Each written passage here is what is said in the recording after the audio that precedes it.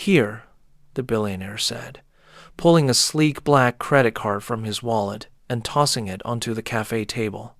The waiter froze, eyes flicking between the well-dressed men and the homeless stranger across from him. Jack Miller stared at the card, hesitant to even touch it. His beard was rough, his coat torn, his hands cracked from cold. The billionaire leaned back in his chair, smirking. "Unlimited limit. Spend what you want. I'm curious what a man like you does when money suddenly means nothing." Jack glanced at him, unreadable, then slid the card into his pocket without a word. Michael Harrington was used to control. At 54, he owned half the high-rises on the west side of Chicago. Men like him gave orders.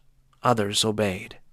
Today had been another tedious board meeting, another reminder that his empire ran smoother than any machine. But when he stepped out of his Bentley, he saw Jack huddled by a trash can with his dog. Something made him pause. He wanted to prove what he already believed, that people at the bottom stayed there for a reason. Giving the drifter a card wasn't generosity. It was a test, and Michael loved tests. The waiter hovered awkwardly. Jack stood, pulling his threadbare coat tighter around him.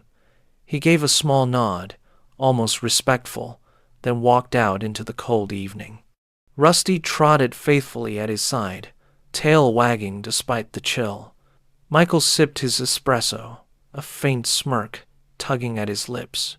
He pictured the inevitable liquor stores, cheap thrills, maybe electronics to pawn. He had run this experiment before, giving money to employees, to friends, even to strangers, always certain it revealed their truest selves. People were predictable, and if one thing thrilled Michael more than wealth, it was being proven right. Hours passed. Michael's assistant tracked the car through an app. The first charge came quickly, not at a bar, but at a discount supermarket.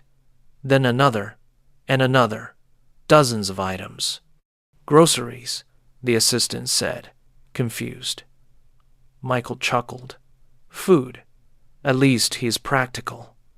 He swirled his glass of scotch that night, picturing Jack feasting alone in some alley. Predictable. And yet, the charges continued not for steak or wine, but for bulk items. Bread, rice, bottled water. Michael frowned, intrigued despite himself. "Strange," he muttered. "Why buy enough for 20? He leaned back, curiosity replacing smugness. The next morning brought more notifications. A pharmacy, a thrift store, a dollar shop. Michael scanned the list. Blankets, sleeping bags, pain relievers, socks. Not the indulgence of a man suddenly rich, but the careful selection of someone preparing for winter. He's still thinking like a beggar, Michael told himself, though unease stirred in his chest. He had expected self-destruction, not strategy. His assistant asked if they should cut off the card. Michael shook his head. "No, let him play. I want to see where this goes." For the first time in months, the billionaire felt entertained. By noon, Jack hadn't returned to the cafe, nor the corner where Michael first spotted him. The city swallowed him whole. Michael found himself restless, distracted during meetings. He pulled up the tracking app under the table, ignoring graphs and quarterly reports, charges at a toy store, a bakery, a second-hand bookstore. Michael frowned deeper. "Toys?" he muttered. His board members glanced at him strangely, but he waved them off. When the meeting ended, he drove himself instead of letting his chauffeur take the wheel. He followed the map's pings, uneasily curious about where Jack had disappeared to.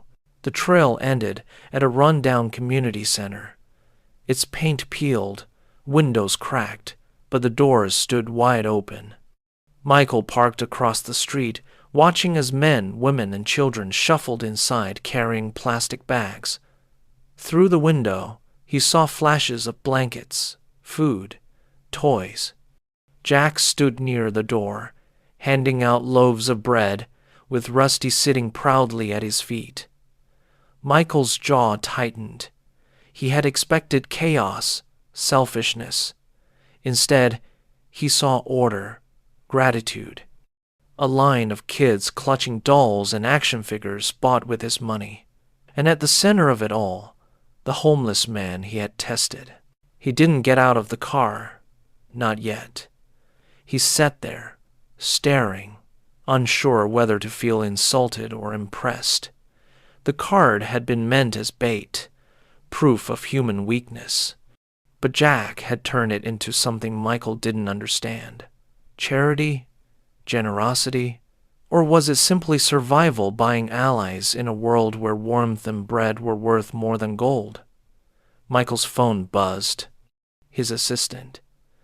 "Sir, the expenses look unusual." Michael killed the call without answering. His eyes never left the man who, with torn clothes and a ragged beard, was commanding more respect than money ever had. That evening, Michael returned to his penthouse, overlooking the lake. He poured himself another drink, but it didn't taste the same. The images replayed in his head, Jack smiling faintly as he handed a stuffed bear to a little girl, Rusty wagging beside him, the crowd of weary faces lighting up at a meal. Michael had always believed wealth revealed character. Yet here was a man with nothing, using someone else's riches, not for himself, but for others. It rattled him. For the first time in years, Michael questioned whether he understood people as well as he thought. 2 more days passed. The card kept pinging with modest but consistent charges. Sleeping mats, boxes of canned goods, used coats. Michael couldn't stop checking. He told himself it was amusement, but deep down, it felt like obsession. Finally, he gave in and returned to the community center. This time, he walked inside. The smell of soup hit him first. Dozens of people sat at long tables, eating, laughing softly, their burdens eased for a moment. At the far end, Jack stirred a pot, sleeves rolled up, his coat hung on a chair. Rusty dozed under the table. Conversations quieted as Michael stepped in, his tailored coat and polished shoes out of place. Eyes turned. Jack looked up, expression calm but unsurprised. He wiped his hands on a rag and walked over. "Didn't think you'd come here," he said, voice low, even. Michael studied him. The ragged man who had begged for scraps days ago now looked like he belonged more here than Michael did. "Why? Why?" Michael asked finally. Jack tilted his head. Why not? It was such a simple answer, yet it landed heavy. For Michael, accustomed to spreadsheets and motives, it made no sense. That night, Michael sat by his fireplace, staring at the flames. He had thrown millions at charities before, all tax write-offs, all strategic, but not once had he stepped into the shelters himself. Not once had he looked into eyes that weren't polished by wealth. And now, a man who owned nothing had done more with a single card than Michael had with entire foundations. His chest tightened. Anger? Shame? Or something else? He poured another drink, but the burn only deepened the question. Who truly understood value, the man with billions, or the one who had nothing at all? By the 4th day, Michael had made a decision. He called his assistant, set up a meeting, he ordered, with the manager of that community center. The assistant stammered, confused. Michael had never cared about such places before. And keep the card active, Michael added. Don't question the charges. When he hung up, he stood before the tall windows of his penthouse, city lights stretching endlessly, For once, the view felt hollow. He thought of Jack again, the way the children's eyes lit up when he entered the room. Wealth couldn't buy that. But maybe, just maybe, it could fuel it. At the community center, Jack was stacking boxes when Michael returned. Their eyes met. "Still watching me?" Jack asked dryly. Michael didn't answer at first. He pulled a chair, sat down, and leaned forward. "You could have taken that card and disappeared. Vegas, Florida, anywhere. Why here?" Jack shrugged. "Money buys nights. Food and blankets buy survival. People remember who shared." His words were plain, but they cut deep. Michael had always used wealth for leverage. Jack used borrowed wealth for belonging. Rusty patted over, resting his head on Michael's polished shoe. For reasons he couldn't explain, Michael didn't move away. The billionaire stayed longer that time, long enough to see Jack mend a broken chair with duct tape, long enough to watch him settle disputes with calm words instead of fists. Michael realized the room listened to him not because of money, but because he gave without asking back. It unnerved him. He drove home restless, haunted by a thought he didn't want to admit. Perhaps wealth wasn't power at all. Perhaps it was only a tool, meaningless until placed in hands that knew what mattered. Jack Miller, a man with nothing, seemed to understand this better than he ever had. By the end of the week, Michael returned again. This time he brought supplies of his own crates of canned goods, blankets, medical kits. The room hushed as his entourage unloaded them. He expected applause, gratitude. Instead, the people looked to Jack, not him. And Jack simply nodded, quietly organizing the items, making sure they reached the right hands. Michael stood awkwardly, realizing the truth. His money bought things, but Jack's presence gave them meaning. For the first time in his life, Michael wasn't the center of a room, and oddly, it felt liberating. One evening, Michael lingered as the center closed. Jack sat with a bowl of soup, Rusty curled at his feet. Michael asked, "Do you want a job? A real position? I could use someone with your skills."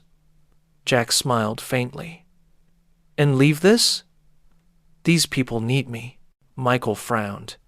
"You could help more with resources." Jack shook his head. "Resources don't change lives. People do." His eyes locked with Michael's. "You've got more than enough. The question is, what will you do with it?" For once, Michael had no immediate answer. Back in his penthouse, Michael couldn't sleep. He paced the marble floors, replaying the conversation. For decades, he had measured worth in profits and deals. Now a man in rags was teaching him lessons his mentors never had. He stared at the card, still active, still in Jack's pocket somewhere. It had been meant as a trick, a mirror to expose greed. Instead, it had reflected his own emptiness. He poured himself a drink, then set it aside untouched. For the first time, Michael wondered if he was the one being tested. Days turned into weeks. The purchases continued, always modest, always purposeful. Michael stopped tracking them. He didn't need to. He knew where they went to the hungry, the cold, the forgotten. Instead, he began showing up with fewer guards, less polish. Slowly, the community stopped staring. Slowly, Michael learned to listen. Jack never thanked him for the card. He never treated him like a savior. And maybe that was why Michael kept returning. For once in his life, he wasn't being flattered or feared. He was just present. One night, as the center lights dimmed and the city outside settled into its restless hum, Michael found himself standing shoulder to shoulder with Jack, serving soup to a line of tired faces. Rusty wagged at each child who passed. Michael glanced at Jack. "You've spent thousands," he said quietly. "None of it on yourself." Jack shrugged, eyes still on the people. "I did. I bought something priceless." Michael frowned. "What's that?" Jack finally looked at him, the faintest smile on his lips. Dignity. Winter settled over Chicago like a heavy blanket. Snow piled in alleys, the wind turned knives at every corner, and the shelters filled beyond capacity. The community center groaned under the weight of need. Jack worked tirelessly, but even with a card, supplies vanished fast. Michael visited more often now, not as a spectator, but as a participant. At first, he stood awkwardly, scooping soup with hands that had never known labor. But gradually, his motions smoothed. His suit jackets were replaced by heavy sweaters. People stopped whispering, "The billionaire," and started nodding simply. Michael. One evening, a young boy tugged Michael's sleeve. His coat was too thin, shoes worn through. "Mister?" the boy asked softly. "Why do you help us?" Michael crouched, unsure how to answer. His empire had been built on contracts and profit margins, never questions like this. At last, he said, "Because someone reminded me what money is for." The boy blinked, smiled shyly, and hurried away, clutching a sandwich. Michael straightened slowly, his throat tight. He glanced at Jack, who had overheard, and saw a flicker of approval in the man's tired eyes. For Michael, it felt like a rare victory. The board of Carter Enterprises was less approving. They summoned Michael, demanding explanations for his distracting philanthropy. Charts were presented, stockholders' fears cited. Michael listened in silence, then closed the binder. "Gentlemen," he said, voice iron, "we measure growth in billions. I measure it now in blankets and bowls of soup. If you can't stomach that, sell your shares." The room erupted, but Michael didn't flinch. He had faced hostile takeovers, federal lawsuits, and scandals. This was different. This was conviction. By the time he walked out, half the board had resigned. He felt lighter than he had in years. News spread quickly. Billionaire defies board to fund homeless relief. Some praised, others sneered. Michael ignored both. He sat with Jack in the community center office, a space no bigger than a janitor's closet, papers stacked on every surface. "We could expand," Michael said, voice alive with ideas. "More centers, better equipment, training programs." Jack stirred his coffee, unimpressed. "Expansion's easy. Staying human isn't." Michael frowned. Jack leaned closer. "These people don't need a corporation. They need someone who listens." Michael sat back, chastened. The truth stung. Growth wasn't the answer. Presence was. But presence had limits. One night, Jack collapsed while hauling crates. His body, worn by years of cold streets, betrayed him. Emily, one of the volunteers, screamed for help. Michael was at his side in seconds, shouting for an ambulance. Rusty whined, pressing his head against Jack's chest. In the ER, doctors muttered about malnutrition, untreated infections, exhaustion. Michael sat in the waiting room, fists clenched. He had spent a lifetime buying control. Now he could do nothing but wait. Hours passed before a doctor emerged, weary but smiling. "He'll make it. He just needs rest and proper care," Michael exhaled shakily. When Jack woke, Michael was there. "You should have let me fall," Jack rasped. Michael shook his head. Not a chance. Jack tried to sit up, but pain dragged him back. This place needs me. Michael leaned forward, eyes burning. It needs us, not just you. Jack searched his face, gauging sincerity. For the first time, he nodded. Then do it right, he murmured. Michael didn't sleep that night. He sat by Jack's bed, scribbling plans not for skyscrapers or mergers, but for kitchens, clinics, and safe havens. For the first time, his empire wasn't built on profit, but on people.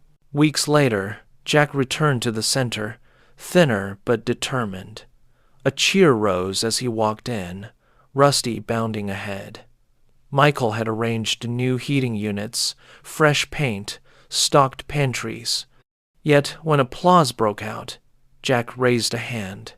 Don't thank me, he said. Thank the man who gave me a card. Gasps rippled. Eyes turned to Michael. He stood awkwardly, unused to raw gratitude. For years he had bought applause. Tonight it came free, and it humbled him. The project grew quietly. Instead of glossy campaigns, they built small but steady.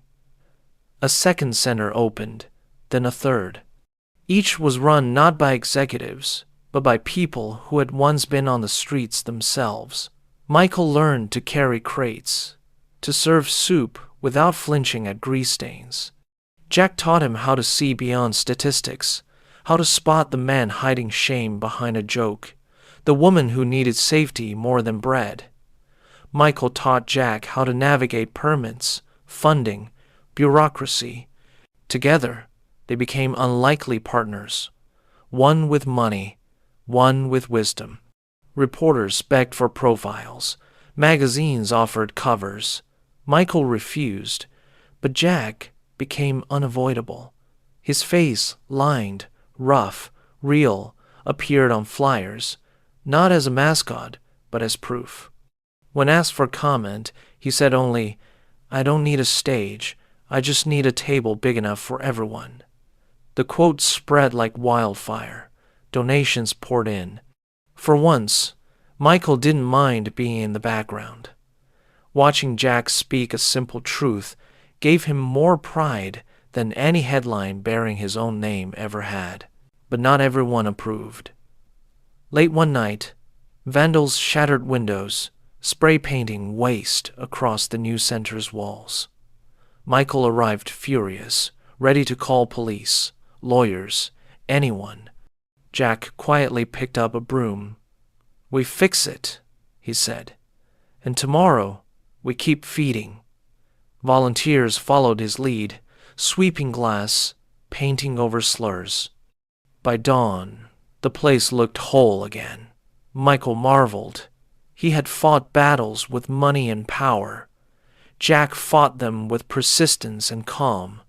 One was louder, the other lasted longer. Michael realized which kind of strength truly mattered. As months passed, Michael spent less time in boardrooms, more in soup lines. His wealth no longer felt like armor, it felt like fuel.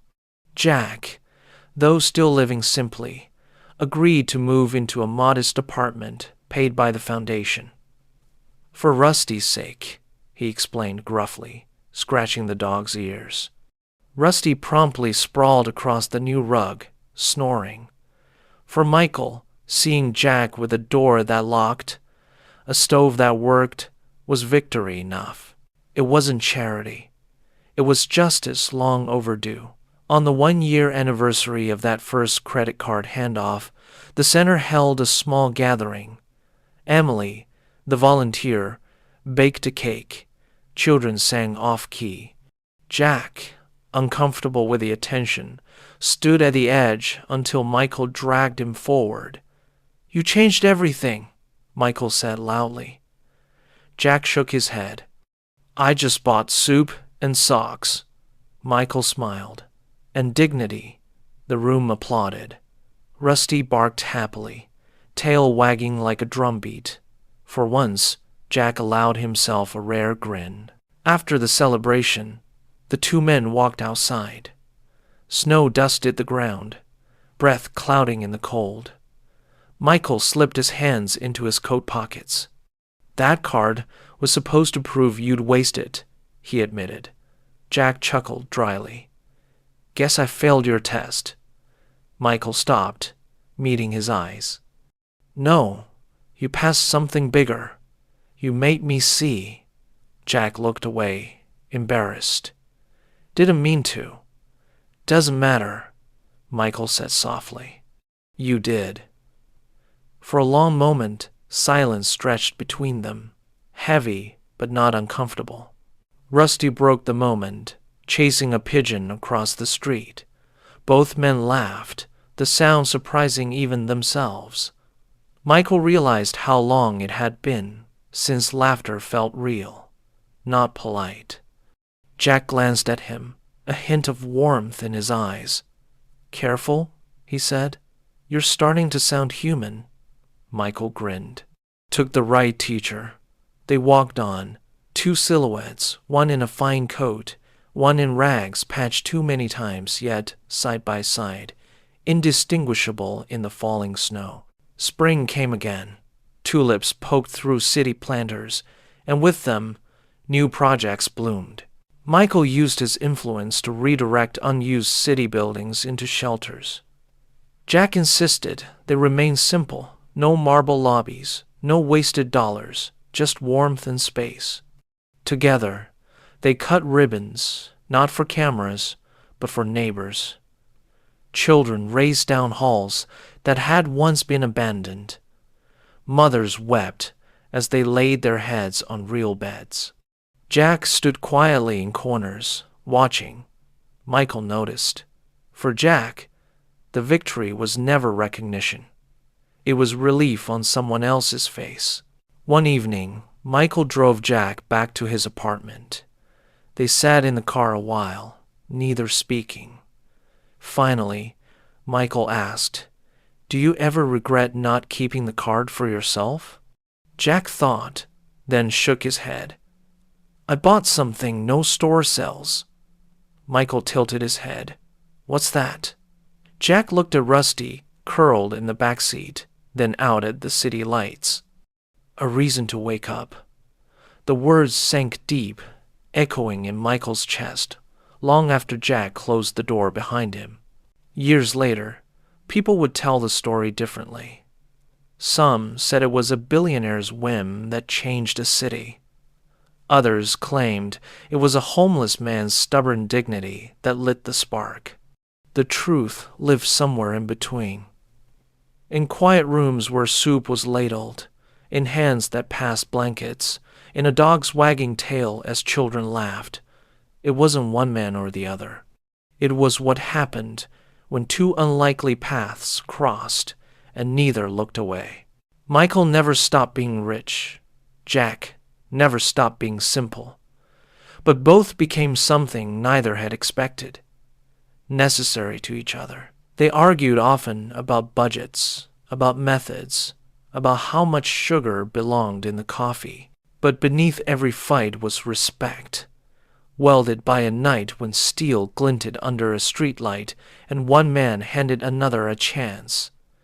That bond held, unspoken but strong, unshakable. On quiet nights, Michael sometimes returned alone to the cafe where it began. He would sit at the same table, order the same espresso, and stare at the doorway where a ragged man once walked out into the cold with a card. He remembered the arrogance in his own smirk, the certainty that he knew how the story would end, and he marveled at how wrong he had been. Jack never carried the card again.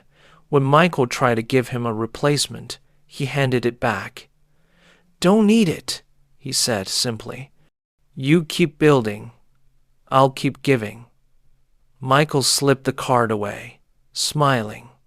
For once, he didn't argue, because he finally understood wealth wasn't power, and poverty wasn't weakness. True strength was choosing others over yourself. And that night, when their two worlds first collided, Jack Miller had made that choice.